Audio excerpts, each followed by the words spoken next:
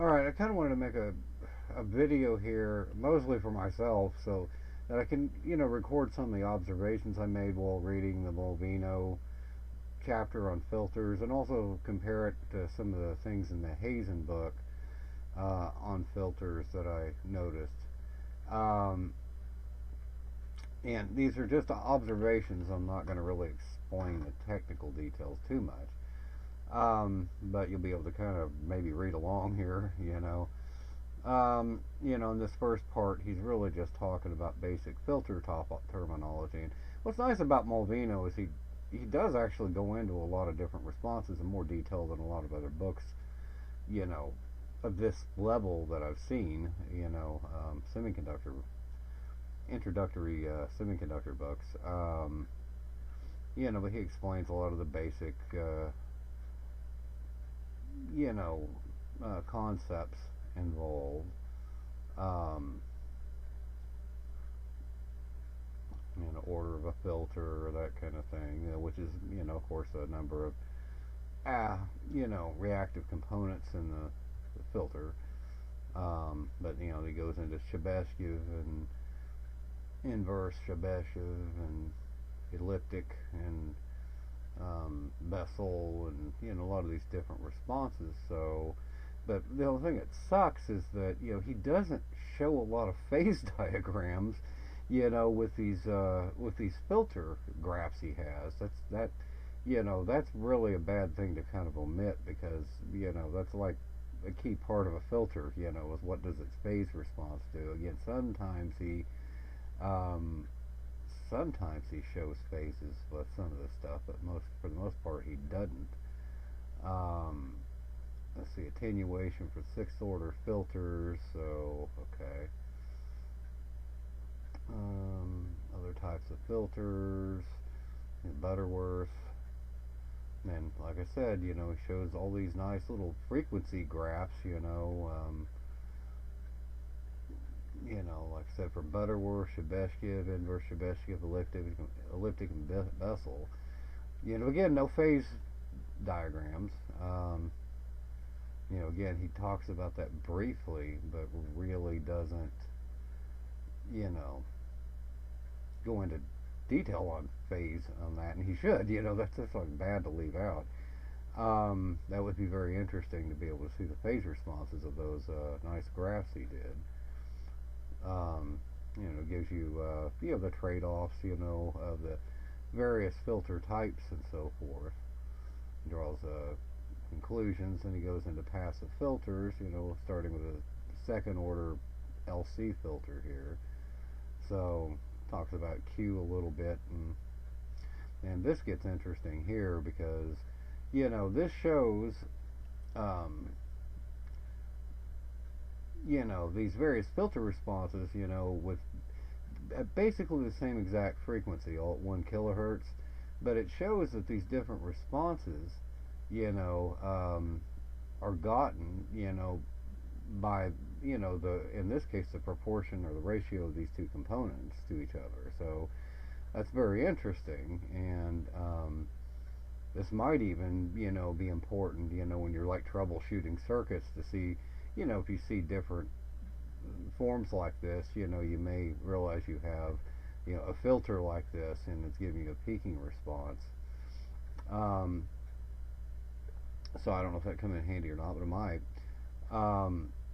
But yeah, it just, kind of shows you, that these things occur that way. Let's see. Okay, it says 1918F.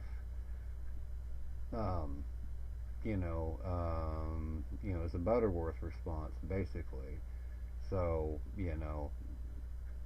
that's this graph here. So this is a Butterworth response. And these others, are hinting towards Chebyshev and, some of those types of responses. So, but it shows, the Q is 0.707. That always gives you a Butterworth response, apparently. So, a lot of this is related to Q.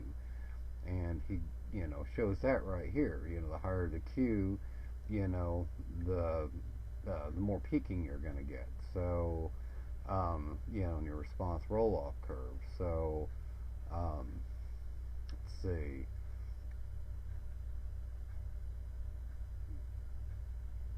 Critically damped. The Butterworth response is critically damped, whereas the ripples are underdamped. Okay.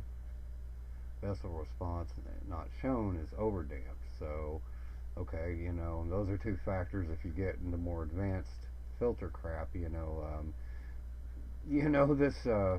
becomes a real important thing. This whole concept about critically damp versus underdamped versus overdamped. In fact, that actually has a lot to do with differential equations. In fact, and mechanical systems and everything, these concepts kind of apply to. So, if you're looking at vibration and and PID loops and things like that, these start to become factors. First order response, for example, can never actually be, it can't really get out of control, and oscillate, for example, is one of the things you learn. And in fact, I could recommend an interesting book on that if I could remember what the name of it was. I guess I could go get it real quick. Yeah, that book is, Foundations of Electrical Engineering, by J.R. Codgel. I got this off Thrift Books. It's, fairly cheap. But yeah, it goes into a lot of the shit. And believe me, this is not for, the newbie. I can't even understand. I can almost grasp some of the mathematics in here, but, a lot of this gets pretty involved. It's been a long time since I've studied differential equations and all that crap. But, it's got a lot of good stuff. This book, is interesting because it was actually written for mechanical engineers that need, as part of what they're doing to understand electrical engineering, so it's meant to be like a crash course, for mechanical engineer, so they can do electromechanical things, right? So that's what it's meant for. And, and it's interesting to see that, mechanical engineers use some of the same mathematics, that electrical engineers use. In fact, if you ever look at an analysis book, for electrical engineers, which is usually one of the first courses you take in electrical engineering, you'll find that a lot of the concepts are actually, identical to some of the shit that mechanical engineers evidently use. They, the systems modeling and all that, has a lot in common. It's fascinating. But anyway, it's a nice little book, and it wasn't too expensive. I got it for like $20 or something off Thrift Books. So, but at any rate, to get back to the thing at hand here, I still got my filter thing set up too, but I'm just moving out of the filters chapter now. So, so I just wanted to make some notes again, mostly for myself, but you're welcome to listen. Okay, but then we talk about once we get out of that, he briefly introduces a pie filter. Pie filters fascinate me because you could do some amazing things with pie filters. I made a video about a little pie filter I built, and it's amazing. How you can cascade like up to 5 stages of these things, and and get I'm reluctant to go into this, but let me see if I can find it. Let's see.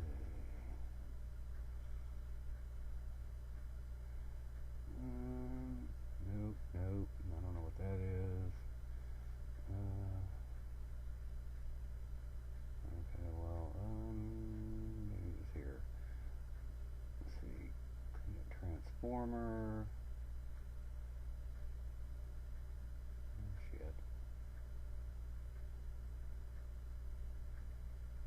Let me just see what this is.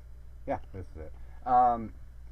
Yeah, I mean, this is, based on, a filter they have on Falstat, one of the circuits, but I modified it, to include a general purpose, pi filter close to what I built, although I didn't build it with this many stages. But down here, if you can see it, this damn red they use is dark red, is not the bullshit, and they should allow you to change the damn color so you can see it better. But you can see this is roughly response because that's a low pass filter right there.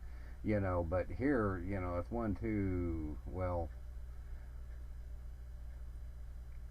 now keep in mind, let's see. I don't know if I did these. Let's see. That's 11, and this is 5. Yeah, yeah. I designed this exactly like I built. In other words, you start out with like a capacitor of 5 picofarads, and then the next one, will be double that for all the intervening stages, until the end stage, So in other words, a pi section will be 5 picofarads, an inductor. In this case, it's that inductance, 500 microhenries, and then you got, you know, another 5 picofarad capacitor, and then one parallel to it to start the next stage. So, that's what I did to cascade my, I guess, 4 or 5 stages. Let's see. But at any rate, these are all third order sections, so the more of these you put together, I mean, it's easy to build a 6th order or more filter, and that's what I did. I just built, 2 inductors and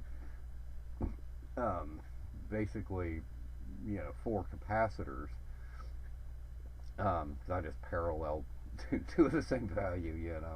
But, the point is you're supposed to be able to go up to like 5 stages before the attenuation gets too great. But at any rate, it's amazing, but I still don't know much about them, I know there's some, some trade-offs to it, but fuck, I don't know what they are. But at any rate, if you just, the difference between this filter and a comb filter, which you see here, this is a comb response, this is, which is on their website. In fact, you can play audio. That's what a comb filter is, and that's what, my low pass filter sounds like. Mine was a lot higher frequency. I didn't use these exact values. These like 1 microfarad on the, you can watch the videos. But at any rate, the only difference is that this has an inductor here and mine doesn't. That's the difference between a comb filter and a low pass filter. Now, I tried building one of these with the inductors I have, but they're pretty low Q, and I wanted to keep it low frequency so I could actually see it on, analog discovery. But the Q is just too low at like kilohertz frequency. So those little inductors I have are I guess more for like 47 ohms or something like that. Although I think that 1 microhenry might be smaller, but again, that was a lot higher of a frequency too. Something I couldn't see on analog discovery. I think it was like 30 megahertz or something like that. I forgot what it was. But at any rate, they're fascinating. But I mean, I know there's some drawbacks to them. There got to be. Anything that good, has got to have something wrong with it. But I haven't gotten around. I know there's probably documentation on the internet, but I just never see them covered in textbooks. So,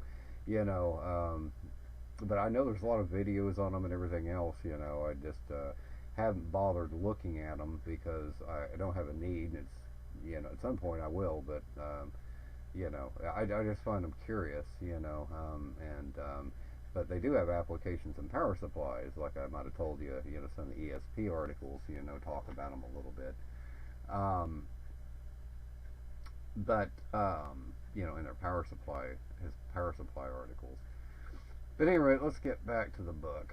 I'm getting sidetracked here.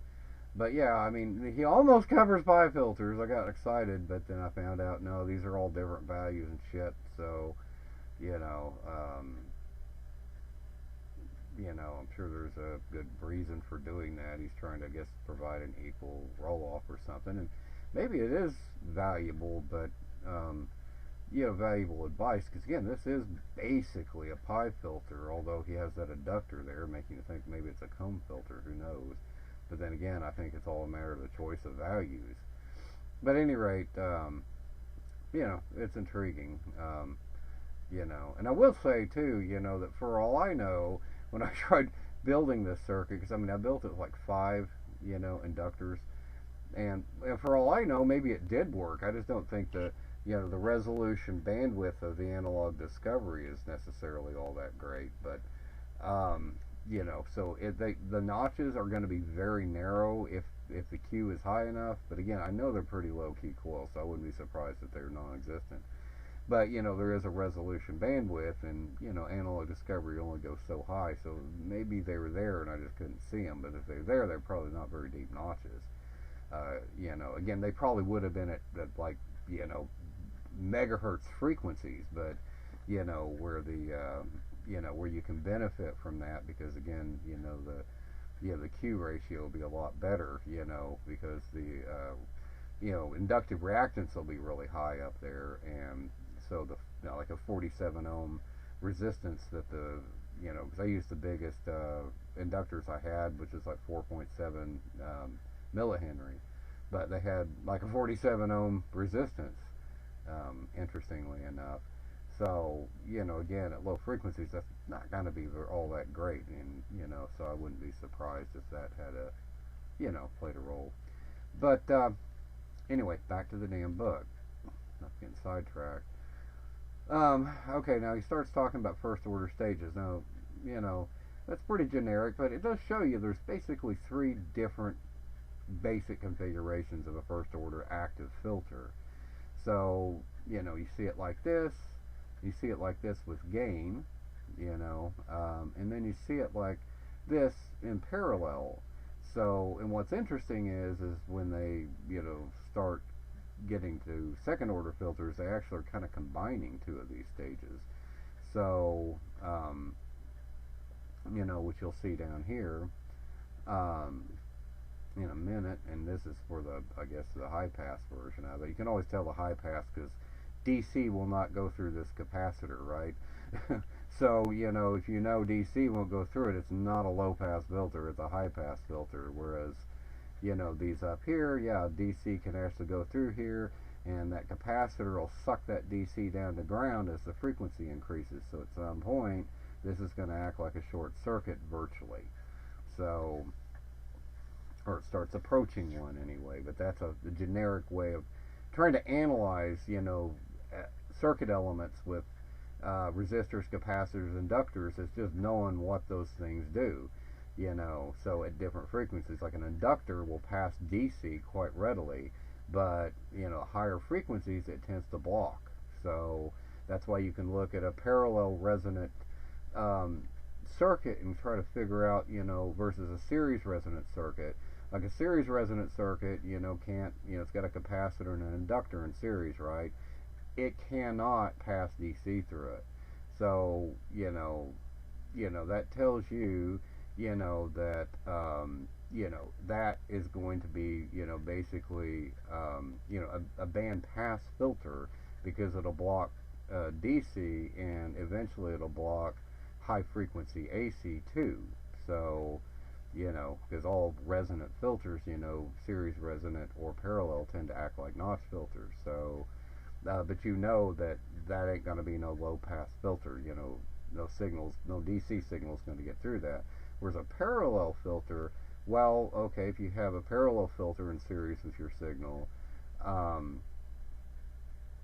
that sucker will pass DC. So basically, that's a band stop filter. So that at resonance, its impedance is going to be, super high. So, whereas at all other frequencies, it'll be relatively low, outside of the stop band. So, versus the opposite is true with a series resonant circuit. So, the signal, the impedance will be maximally low at resonance. So, a signal can pass through it, quite readily, but not DC. So you can't design a filter that'll work at DC. You can kind of fake it by, using really huge values of everything, but it still won't pass actual DC no matter what. But at any rate, that's just a little tip, on how to think about circuits with your resistors, capacitors, and inductors. Just think about what they do at DC, and think about what they do at really high frequencies. So, and that technique, is obviously used in these books quite a bit, looking at those extremes.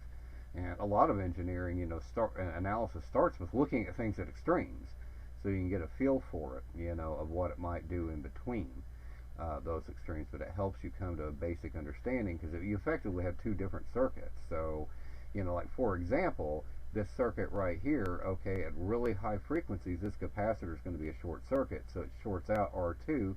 So that basically makes this a unity gain amplifier, okay, because at high frequencies, at some predetermined high frequency, that's going to get that reactance gets lower and lower and lower, so it starts approaching unity gain. And that's why sometimes you can filter out oscillations, especially in an inverting amplifier like this. If the op amp is oscillating internally, you can kind of filter out, and it's because of feedback, you can kind of filter that out by choosing a capacitor, in series with your feedback resistor, even if you wouldn't otherwise think you needed one, because you're not designing a filter. But if you need to filter out a high frequency oscillation, you can often stop it by basically, because when this, this really isn't unity gain too, by the way. It's actually, because it's an inverting amplifier, it will make this resistance, essentially it approaches zero, but you still got your input resistance, right? So that's part of the gain equation of an inverting amplifier. So your gain actually drops below 1 and starts approaching 0. So that's why it works. And like in a previous video I said, because I was thinking about the previous video where I had a non-inverting amplifier, right? And I was, trying to filter out some noise, with a capacitor, and realized that wasn't going to work because it was a non-inverting amplifier, so your gain can't drop below 1. So even if you did this, yeah, you can get the gain down to 1 doing that, but you're not going to get it any lower. Whereas this, since it's an inverting amplifier, yeah, if your thing oscillates, you can get the gain down to like 0, and that will stop the oscillation, but it won't necessarily stop it in a non-inverting amplifier, because, it's one of the requirements of oscillations for the gain to be 1, right? So, most of the time, or 1 or greater than 1. Anyway,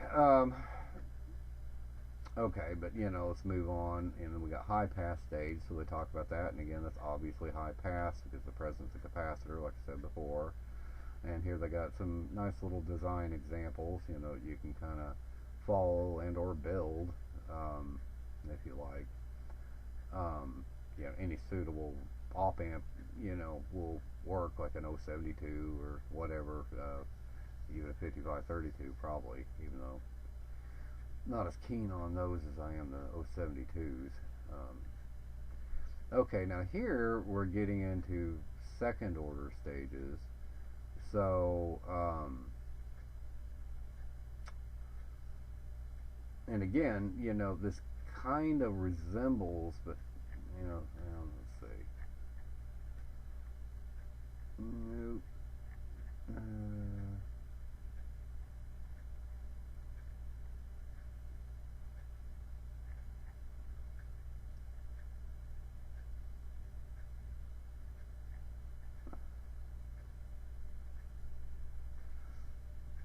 Yeah, anyway, it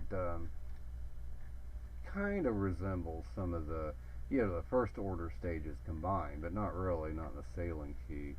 Go up there.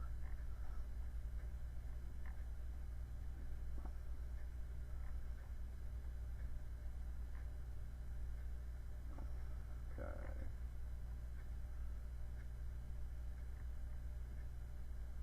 Alright. Okay, maybe what I said about,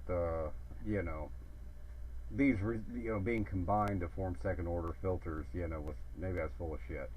I thought I'd seen that before somewhere, but I can't find it. I just went looking for it, so anyway, sorry. So any rate, the sailing key filter, is certainly a very common filter to have, and you can see, basically, here's how you calculate the Q, right? It's the ratio of capacitors, And here for Q equals 0.707, you get a Butterworth, and for a Bessel you get 0.577, right? So, basically that gives you, an idea what kind of response you're going to get, basically based on the Q, like we kind of saw earlier.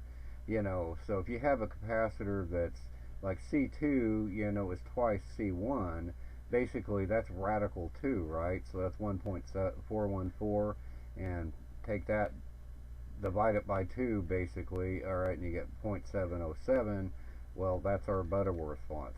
And that's an easy response. So if you got capacitors on hand, you can use, like 10 picofarad here, or 10 nanofarad here, and then two 10 nanofarads in parallel here, and you got a Butterworth response, with this kind of filter.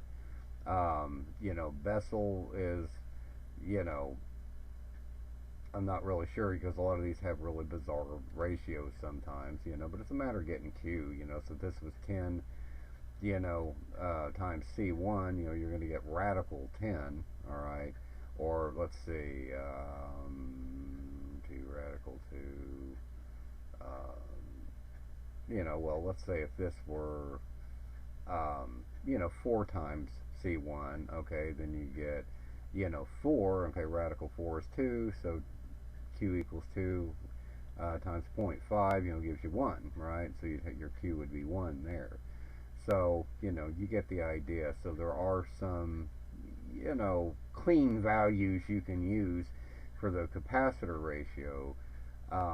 The best thing to do is to find what you're looking for in capacitor ratios, and then try to figure your resistors out. It's easier to find resistors, okay, of much greater value variation than capacitors. I mean, it's a lot more difficult to frickin' come up with weird values of capacitance than resistance.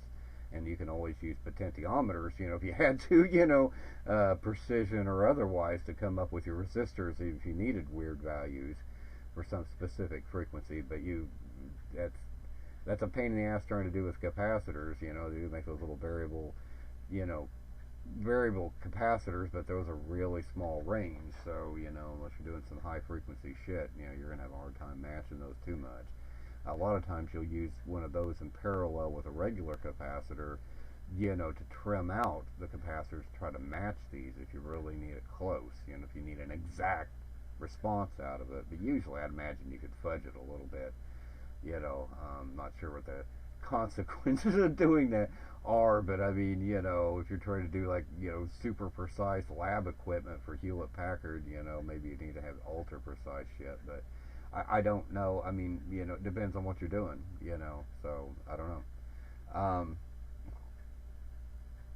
But usually, I think these can tolerate a little fudge, but these supposedly are pretty sensitive to component values. So, but what that actually translates to, I'm not sure. It's going to give you a different response than you might be expecting, but how big of a problem that is depends on your application. If you're trying to make hi-fi audio equipment or something, well, maybe, that might be important, but even still, it's going to be more important if you're trying to do really precise lab equipment, or do something really funky with, DSPs or something. Perhaps it might be a bit of an issue. I'm not certain.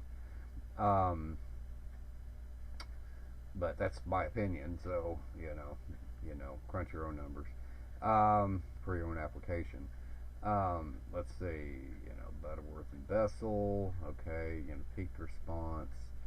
And then, this is what drives me just fucking ape shit about this guy, Mulvino, is that he just, out of the blue, without ever, explaining what they are, what the concept is, or even naming them so you can do your own internet research on this shit, he just starts talking about these K values out of the blue. I mean, he doesn't introduce them. He just starts talking about them.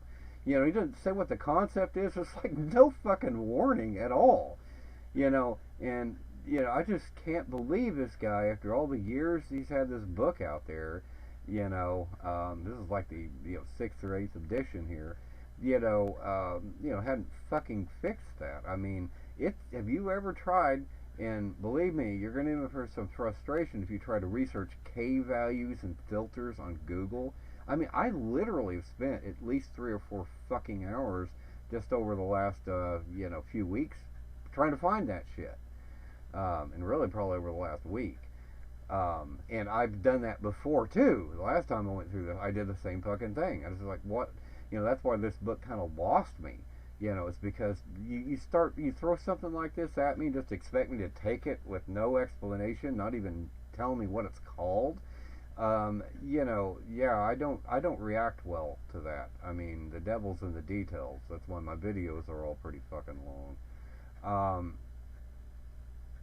But any rate, he starts talking about these K values, and if you just try to ignore the fact he doesn't explain what they are, he does demonstrate how they're used. So, for different Q responses, he's got tables up there, to a Q of 100, use these different K values, which they help you determine the different frequencies and crap like that. They're, I think, more for analysis than design, because like here's the basic design equation that gives you the Q, and that gives you your FP there, and yeah, so I mean that allows you to to try to figure out what the fuck is going on. But a pole frequency or whatever is not what you usually want to see. You want to know what the corner frequency is, but you got to use these values to find a precise corner frequency. So it's like but any rate, but he does demonstrate how they're used and so forth, and it's kind of a table format, and he does pretty much talk about these are the K values he lists, and he shows that as Q increases, these things kind of level out, so you can actually use these approximations here if your Q is greater than 10. So there's that, and so I mean it's not too difficult, but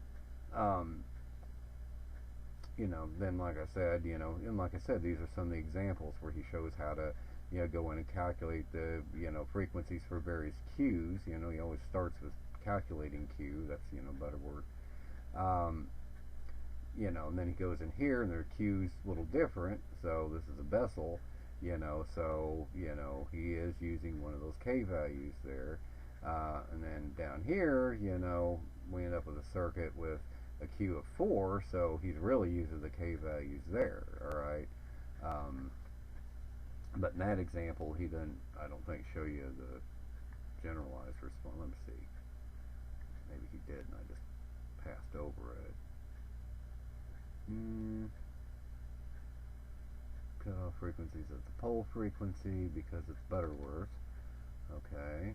But yeah, one of these examples he shows the use of the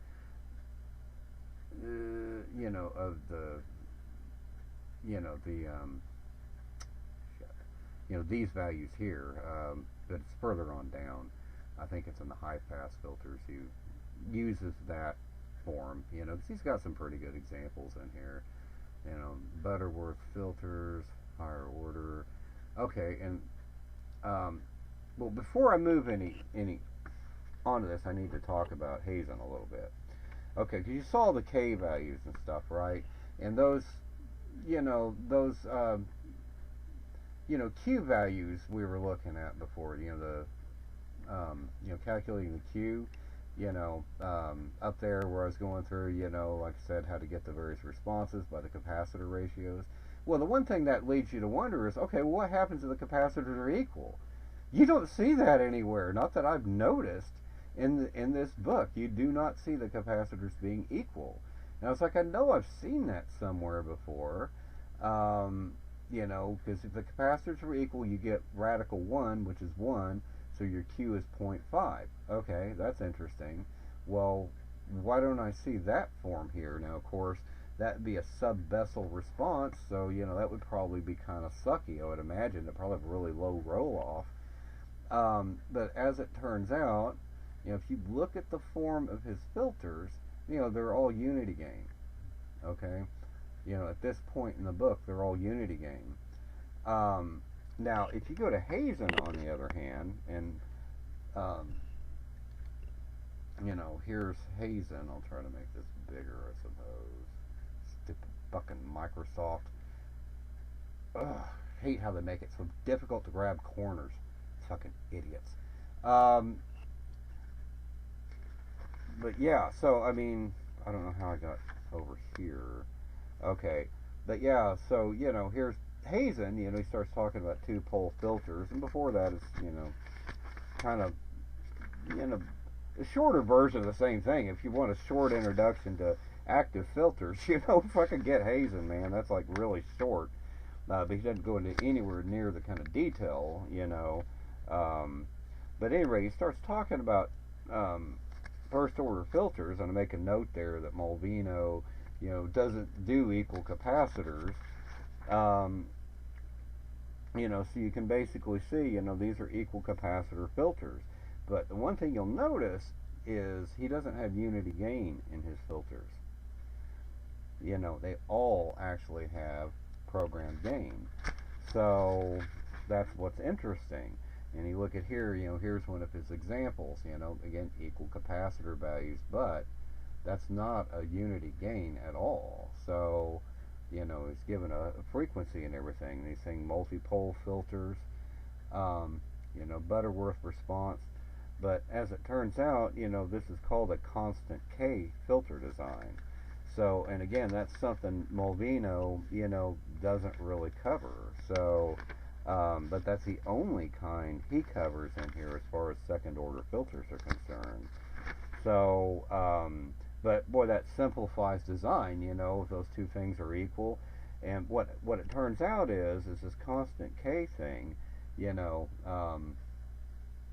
which you can kind of read for yourself up here of what's going on. If I can adjust the stupid focus so it doesn't look like the print's all glowy. Shit. I have to actually make it out of focus to try to take pictures of this book with this camera. It's just ridiculous. Anyway, the whole point is that, you end up with these, he's got a table, it goes up to sixth order, and then, tells you what the K factor is, so, and then what the dampening factor is, and, what the roll-off and decibels and, total gain is. And then down here, he has another table where for those same stages, he recommends, these are the resistor values to use for a given gain for the various stages, first stage, second stage, third stage, with 2 orders per stage. So, that's how this constant K thing basically works. I mean, uses the same capacitors for everything. Although I still haven't really refreshed my memory on this. Again, I studied this several years ago. But anyway, you just have these convenient tables, and you can kind of pick the gain value. But and basically, let me show you. Here is a 2-stage. I don't know if I can improve the lighting for you here. God, this sucks. But it's 2-stage design. You see, every capacitor is 100 nanofarad. So, and every resistor is 2K. The only thing different are the gain stages between these two. So that's what a constant K filter is versus a Salem key. It's a variation, but a simpler variation. It uses a different method than what Mulvino uses with his Ks. Now, Mulvino's is more versatile, because you can actually form different responses, based on those ratios in the Qs. Whereas here, this is constant K, so I mean you're kind of stuck, I think, with I guess, I don't know what the response is. I guess it's Butterworth, I guess. So, but you actually achieve different responses, and I don't know. Yeah, I don't know that he deals with anything other than Butterworth. I mean, certainly he talks about, Shebeshia and Butterworth and so forth, and the K factor must be closer to 1.56, and the dampening factor 1.4. So again, gives you kind of a good idea. of how to design one of these things, using his little tables here. So, um,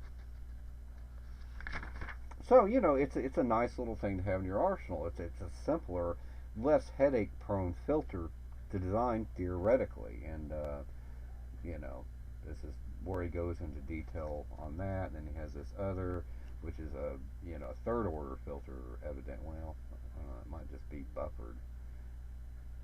It says threefold. Yeah, it's threefold. He does show some other interesting filter concepts in here too, and he's got this little basic program. He wrote. That's how old the book is. On calculating filter values, and which you can do that off the internet. But here, this is interesting. Because he's actually cascading. Again, a high pass and a low pass filter to make a band pass filter. Man, this fucking camera is pissing me off. God damn it. That is just, man, those fucking people. I bet you there's a different camera app I can use. It's probably because of this stupid Microsoft camera application. That wouldn't surprise me. But, but the fact of the matter is that, he's got some interesting stuff in here. And, but that K thing is what really caught me, because I've been pulling my hair out for so long trying to figure out what K is all about. And, he uses a K, but I don't think he explains K either, because he doesn't really use it. So, and then of course he gets into the state variable filters and stuff just like anybody else. Twin T, band stop filter in this case, notch filter, multi-feedback filters, which we built the other day, it was a multi-feedback, state variable, so it's state variable and band stop, and he does certainly talk about some of the adjustability on some of these, state variable, and I'll get to that later in the video, that I got some particular interest in those. Which is one of the reasons I'm kind of studying this to the extent I am. And basically he's just talking about ways of testing it, and he's got a 3-band tone control circuit here towards the end of the book here for active filter applications. So,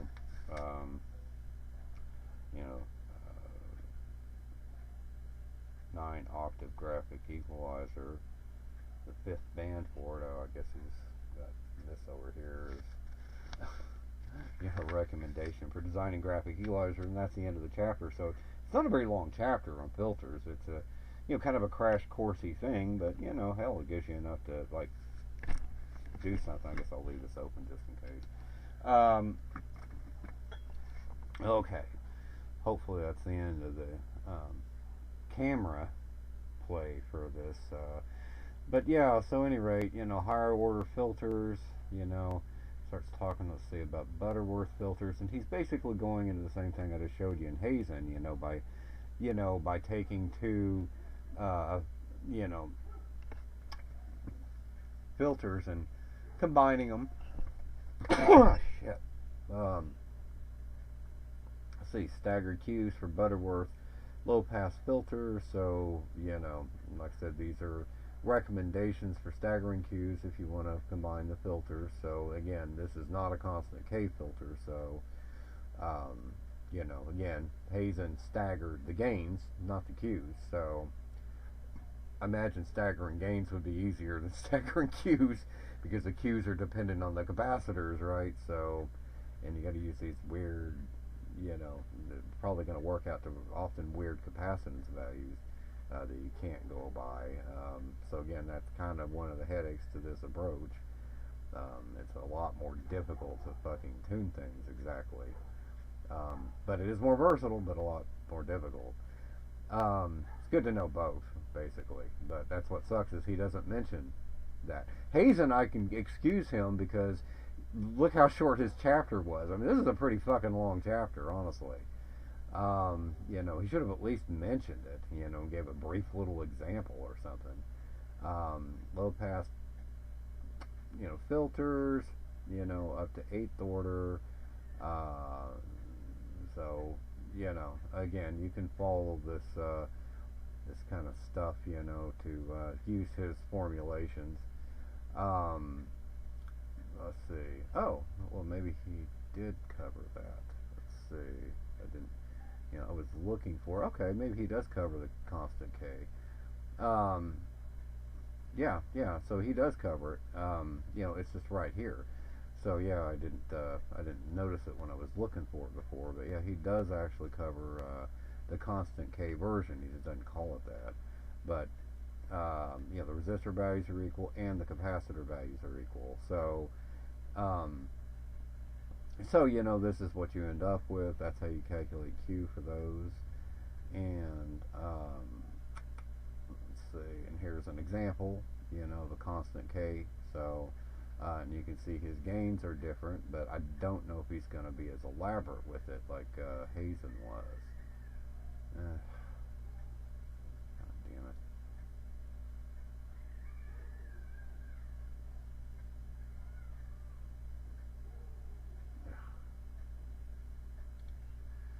Okay, but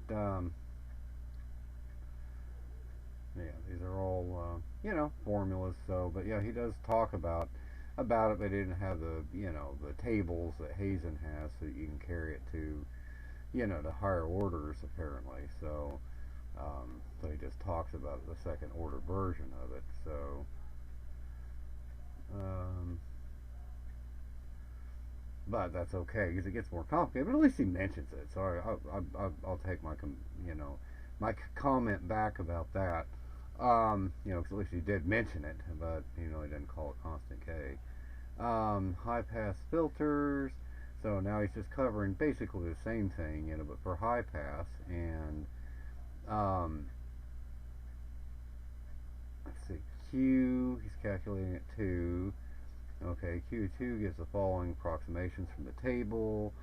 So because again, you follow these examples, it tells you exactly how to do it. And there's a lot of, if you want a copy of Mulvino, there's lots of older editions, and they don't change a whole hell of a lot, you know.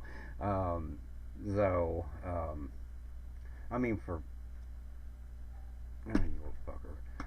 But yeah, the editions don't really change a whole hell of a lot, So again, you can go buy some older editions on thrift books for probably pretty cheap. Um, So, even these aren't brand new. So, like I said, my print copy is, fucking bought in 2000. So, and there's not much difference between that and this one. So, which is newer. But at any rate, after that, that's pretty much it. And he talks. Let's see. Yeah. First, he starts by talking about, it's multi-feedback filters, the subject of the section, but, at first he does talk about the fact that you can take a high pass and a low pass independent filter like the sailing keys we're looking at and combine them, to form, low pass, low pass, high pass into a band pass. And theoretically, you can make them overlap to become band stops too. It's just how you combine them. I'm pretty sure you could do that, but haven't actually done it in practice, but considering it, at least looking into it, but beyond that, if you want it narrow band, it says when Q has got to be greater than 1, then you got to use something like a multi-feedback filter, because these are going to be, generally Q's less than 1, you can cascade them, alright, so, so that seems to be an embarkation point between the two. But this, starts to introduce, the multi-feedback topology. So, and these are some of the development equations here. And again, this happens to be, once we get down to essentially this version of it, right down here, this is the version I actually built. So, right there, that's what I've been testing, for the last couple of days. In fact, you'll probably recognize this from my other videos if you watched them, that this was the actual, specifically one I built, except I didn't use a vet. I used a decade box. So, any rate, we've kind of covered that sucker in other videos. And by the way, I did, go up here in Excel and take these basic equations, that you see here, and put them into a spreadsheet formula. So, you can see, the things in blue are, areas where you can just type the numbers in that aren't calculated. Gain, I guess, is just, son of a bitch. Gain is just the, what's specified. Two, I mean, I guess you could type that in, because it's just what they listed. Put it in there for shits and giggles, since just to be, for completeness. And here are the values I typed in for capacitors, your various resistors there, over there. Because this first one's actually the exact components they use, including the range they specify for that FET. So, that's where 15 to 80 ohms comes from, right? R3 min, R3 max. So, because they call that R3. So, and again, here's your Q equation, which is, somewhat complex here. I don't know if you can actually see that. And here's the Q equation adjusted. Those are its dependencies. So, you can see that's based on depending on the minimum resistance of R3 versus the maximum resistance. That's the only difference between the two. And of course, calculated with this pretty complicated expression that, gives us our center frequency.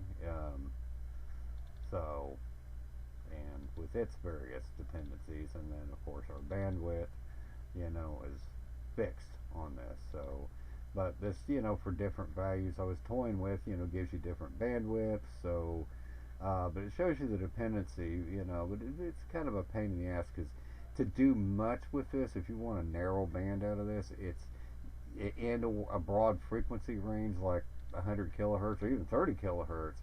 It's pretty hard to, make adjustments in this that aren't going to lead to just like, ginormous component values or whatever. So the usefulness of this filter is kind of limited, but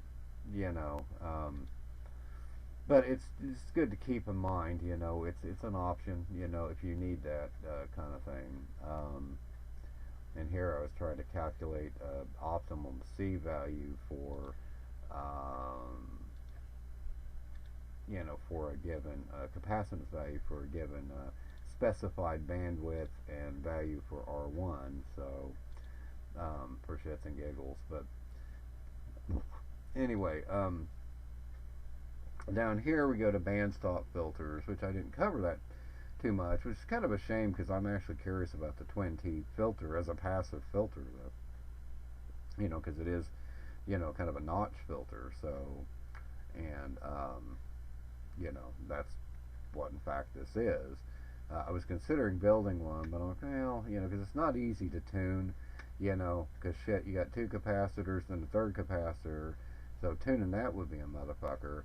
Or you got two resistors and another one that has to be approximately half those, and that would be a motherfucker. You could put a dual pot on this to tune it, because again, I'm really more interested in actually making laboratory filters, to have lying around for various purposes when I need this piece of test equipment.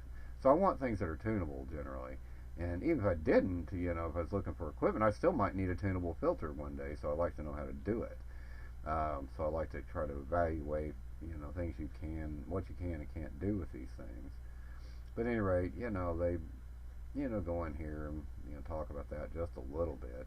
And then they go talk about this all-pass filter fucking thing. God, I hope I never have to fucking make something like this in my life. I hope I never have a need for it. Because really, it's, kind of a phase shift filter. It's not supposed to alter the amplitude, but it does alter the phase, and it's supposed to be used in conjunction with other filters as they give you, the filter itself is pretty simple.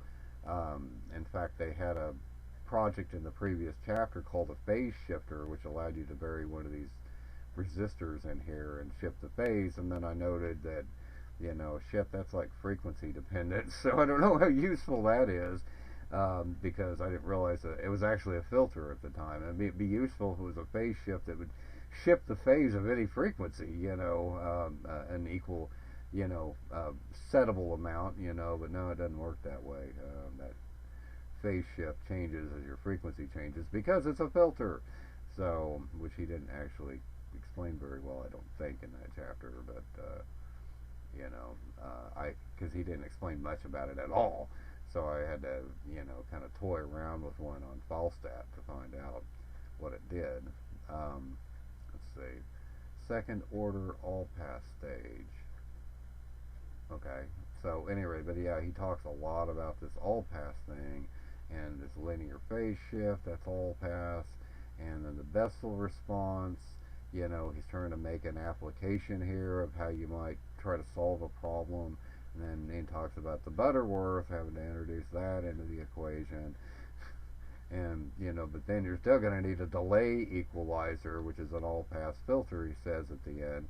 But then he finally concludes it with saying, the problem of designing a delay equalizer is extremely complicated, because the difficult calculations required. Basically, you got to use PC software to do it.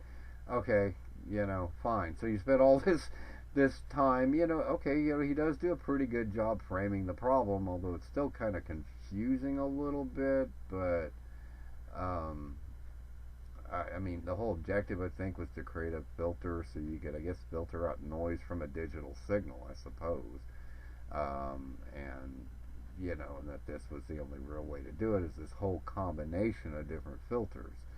So, yeah, because I'm apparently going to use every one of these to do it. Like I said, I hope I never have to have a need for one of those. Anyway, after that, though, he goes into the biquad and state variable filters, so which are very, very interesting to me as a lab filter, because you can vary them, parameter by parameter.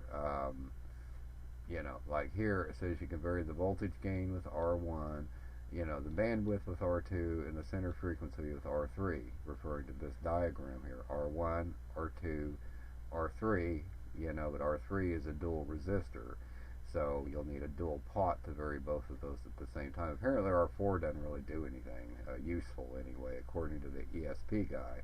Which the ESP guy, has a lot of articles, on like state variable filters and which are interesting, to say the least. Like here's one he built, or designed here with, that has a notch, high pass, band pass, low pass output all simultaneously, and those are the responses. But what's really good about ESP too is that in the end he has this references section, and man, there's some good information in some of these. Like this universal filter right here. It's done by this guy, which is almost exactly what I'm after. Kind of a lab filter. That he built. And he goes into detail about how it works, and try to zoom in. I zoomed out so I could actually take clips from my notes. So, because I do a lot of screen capture, with a annoying snipping tool of Microsoft's, which is better than their new one. But I just don't like how it jumps around all over the place, jumps in front of what you're copying, and I have to keep moving it out of the way all the fucking time. But anyway, this is one he built, and he goes into detail on this, and it's actually got, if you go up to his like electronics page, it's pretty interesting stuff he's got on his little website there.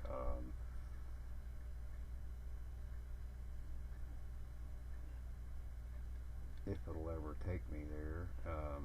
But yeah, you might give it a look. See, I mean, it's got some interesting stuff here.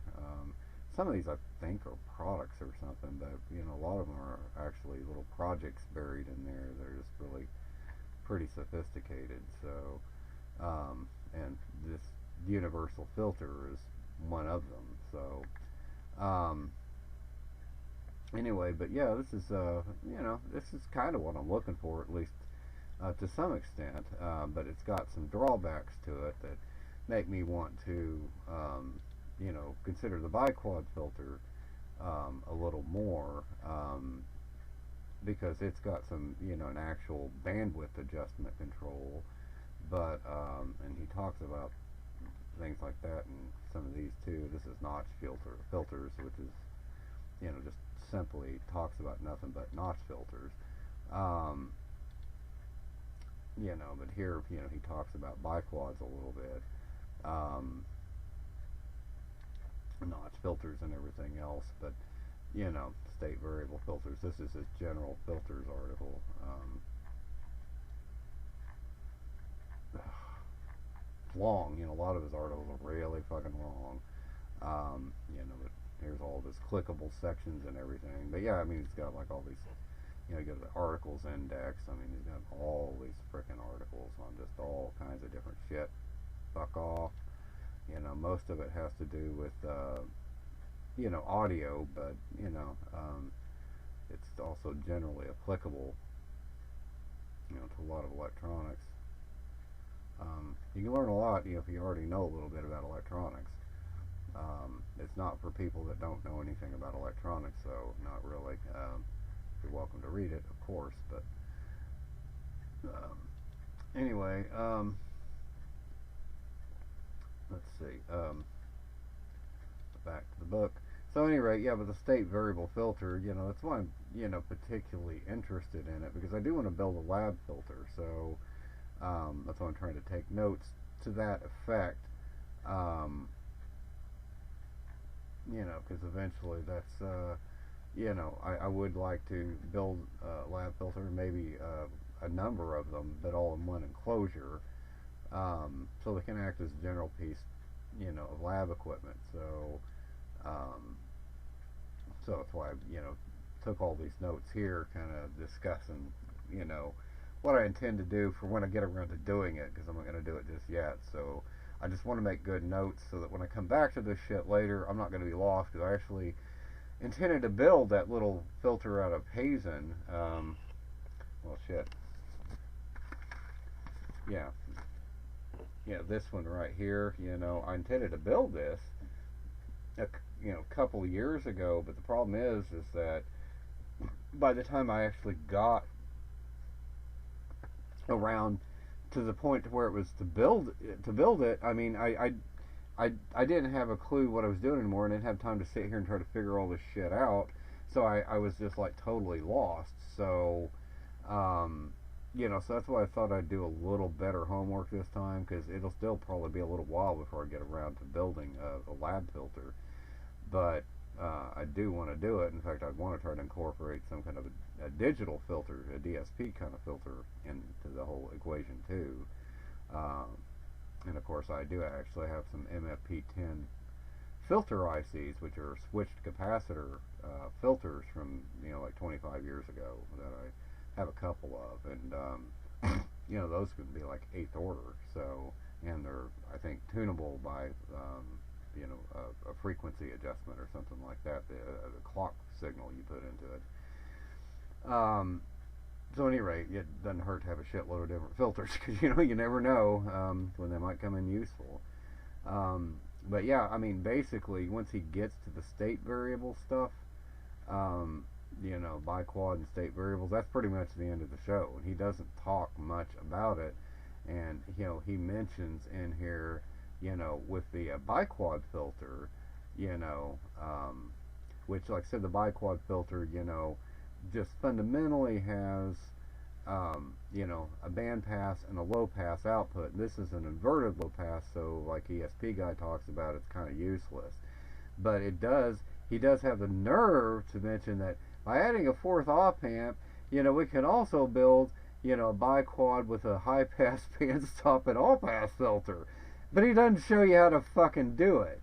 And, And then we come down here and he has this little comparison table of, the various filter designs and what the benefits are, and you know, and does these application circuits, and then we're pretty much at the end of the chapter.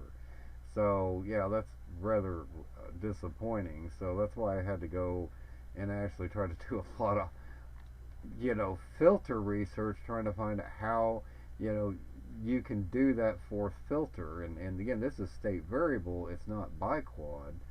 So because again, that's nice, this biquad filter, and on this state variable, and I think it's worth building, but I'm still not sure it's gonna, if you read through the details, I'm still not sure it's going to be precisely what I want. So again, I may just build that and a biquad as well, which I guess I never brought that documentation up. Let me find it real quick. Let's see, Beginner's Guide to Filter Topologies. I guess I was, well, shit. Son of a bitch. Google needs to get their shit together. Let's see, electronics, let's see, okay, Beginner's Guide to, I think it was this document, by analog devices, so, no, it's not this document.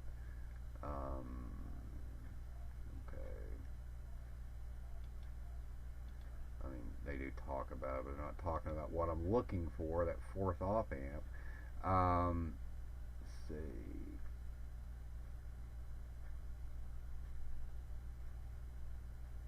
It's not there. What the fuck is it? Oh, it was MT205. Okay, so that's my analog devices. So, yeah, they had this little app note on it, which is real short, deals with a basic biquad filter, but then they do go into putting this fourth op amp onto it, and it shows you the different functions you can get. It's really just a mixer, with a few little equations, that you use. If you can get past whatever an H value is, I think they refer to the transfer function, but I don't know, I wouldn't mess with that. But you have these three basic outputs, and they combine in various ways to form these different responses. In theory, it's just a matter of connecting switches to a lot of this stuff, and you can use the same op amp, for these different responses for the most part, just by having different taps, because this is a mixer. So if you have an unused tap, that's hooked to a switch, well, the mixer will just ignore it unless there's noise on it. Like line hum or something, I don't know. But at any rate, that was a nice little find, so, it gives you enough of a clue, and for the most part, it's saying, all these things, resistors would be equal values, so, but, yeah, sum total of everything, so these are all the notes I basically took.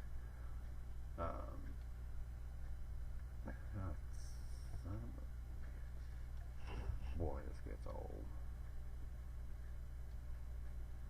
Okay.